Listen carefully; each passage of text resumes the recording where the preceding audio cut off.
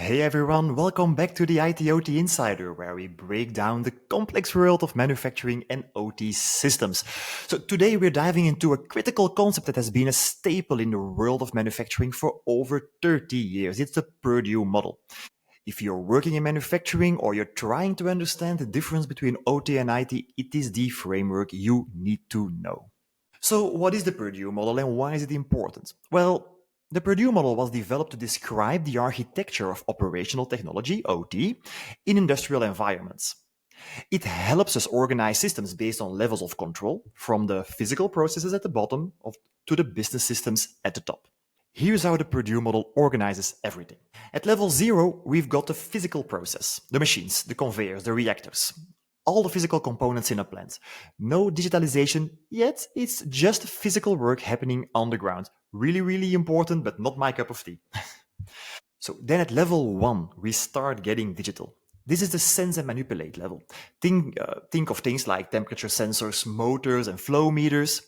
This is where OT professionals interact directly with the equipment using intelligent devices, so sometimes called cyber-physical systems.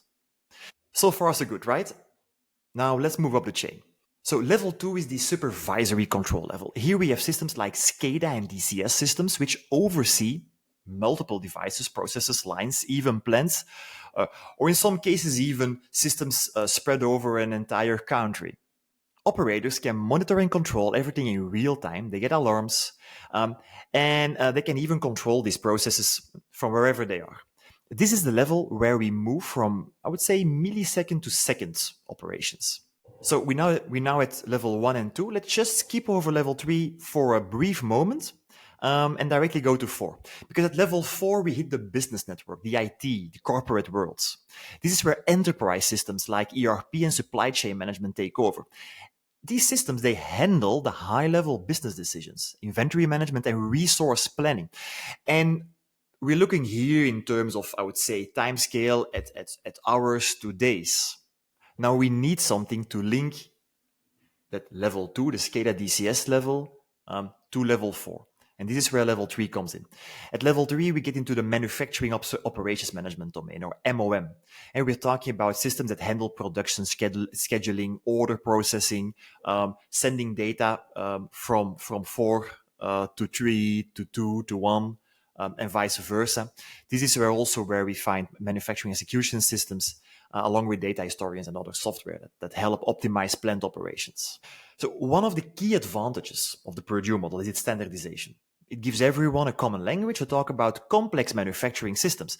And whether you're working with different technologies or vendors, you always know what a level 2 or level 3 systems means. But even more important from my point of view is that it enforces the principles of isolation of levels. And here we enter the cybersecurity domain.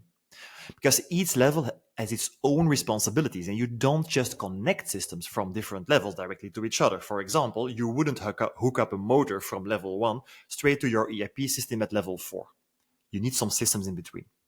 But like any model, also the Purdue model isn't perfect. And it's been a reliable guide for decades. It's starting to show some limitations. And with the rise of cloud computing, industrial Internet of Things, data platforms, especially data platforms on the IT side, the model needs to evolve to stay relevant. But that's a discussion for another video. If you found this video helpful, make sure to hit that like button and subscribe to the channel for more content on manufacturing, digitalization, and OT systems. We got more on the Purdue model coming soon, so stay tuned.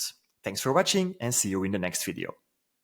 Also, check out our blog at itotinsider.com to find out more about the latest insights shaping the world of Industry 4.0 and smart manufacturing.